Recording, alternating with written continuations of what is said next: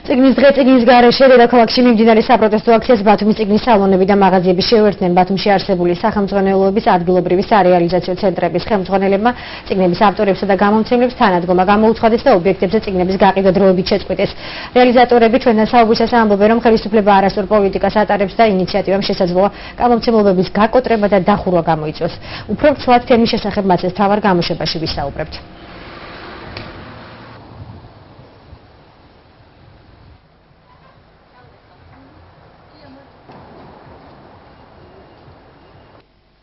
დაემთხვა ისე, რომ დღეს ჩვენ არ ვმუშაობთ, სოლიდარობას უცხადებთ გამომცემლებს, სოლიდარობას უცხადებთ წიგნის გამავრცელებლებს, სოლიდარობას უცხადებთ ყველას.